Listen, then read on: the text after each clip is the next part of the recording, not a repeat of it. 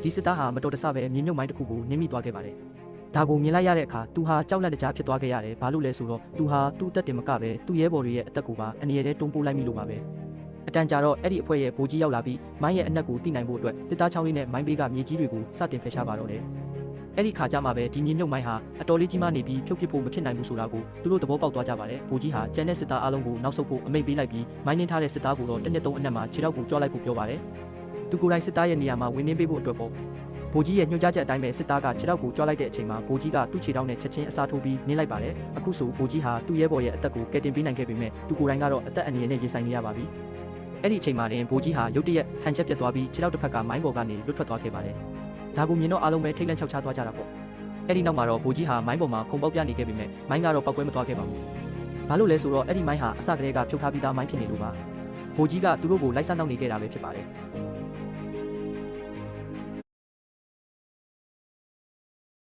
ဒီစစ်သားဟာမတော်တဆပဲမြေမြုပ်မိုင်းတစ်ခုကိုနင်းမိသွားခဲ့ပါတယ်။ဒါကိုမြင်လိုက်ရတဲ့အခါသူဟာကြောက်လန့်တကြားဖြစ်သွားခဲ့ရတယ်။ဘာလို့လဲဆိုတော့သူဟာသူ့အသက်တင်မကပဲသူ့ရဲဘော်တွေရဲ့အသက်ကိုပါအန္တရာယ်ထဲတွန်းပို့လိုက်မိလို့ပါပဲ။အတန်ကြာတော့အဲ့ဒီအဖွဲ့ရဲ့ဗိုလ်ကြီးရောက်လာပြီးမိုင်းရဲ့အနက်ကိုတိနိုင်ဖို့အတွက်တစ်သားချောင်းလေးနဲ့မိုင်းပေးကမြေကြီးတွေကိုစတင်ဖယ်ရှားပါတော့တယ်။အဲ့ဒီခါကျမှပဲဒီမြေမြုပ်မိုင်းဟာအတော်လေးကြီးမားနေပြီးဖြုတ်ပစ်ဖို့မဖြစ်နိုင်ဘူးဆိုတာကိုသူတို့သဘောပေါက်သွားကြပါတယ်။ဗိုလ်ကြီးဟာကျန်တဲ့စစ်သားအလုံးကိုနောက်ဆုတ်ဖို့အမိန့်ပေးလိုက်ပြီးမိုင်းနှင်းထားတဲ့စစ်သားကိုတော့တစ်နှစ်သုံးအနက်မှာခြေထောက်ကိုကြောလိုက်ဖို့ပြောပါတယ်။သူကိုယ်တိုင်စစ်သားရဲ့နေရာမှာဝင်နှင်းပေးဖို့အတွက်ပေါ့။ဗိုလ်ကြီးရဲ့ညွှန်ကြားချက်အတိုင်းပဲစစ်သားကခြေထောက်ကိုကြောလိုက်တဲ့အချိန်မှာဗိုလ်ကြီးကသူ့ခြေထောက်နဲ့ချက်ချင်းအစားထိုးပြီးနင်းလိုက်ပါတယ်။အခုဆိုဗိုလ်ကြီးဟာသူ့ရဲဘော်ရဲ့အသက်ကိုကယ်တင်ပေးနိုင်ခဲ့ပေမဲ့သူကိုယ်တိုင်ကတော့အသက်အန္တရာယ်နဲ့ရင်ဆိုင်နေရပါပြီ။အဲ့ဒီအချိန်မှာတင်ဗိုလ်ကြီးဟာရုတ်တရက်ဟန်ချက်ပြတ်သွားပြီးခြေထောက်တစ်ဖက်ကမိုင်းပေါ်ကနေလွတ်ထွက်သွားခဲ့ပါတယ်။ဒါကိုမြင်တော့အားလုံးပဲထိတ်လန့်ချောက်ချားသွားကြတာပေါ့။အဲ့ဒီနောက်မှာတော့ဗိုလ်ကြီးဟာမိုင်းပေါ်မှာခုန်ပေါက်ပြနေခဲ့ပေမဲ့မိုင်းကတော့ပောက်ကွဲမသွားခဲ့ပါဘူး။ဘာလို့လဲဆိုတော့အဲ့ဒီမိုင်းဟာအစကတည်းကဖြုတ်ထားပြီးသားမိုင်းဖြစ်နေလို့ပါ။ဗိုလ်ကြီးကသူတို့ကိုလိုက်စားနှောက်နေခဲ့တာပဲဖြစ်ပါတယ်။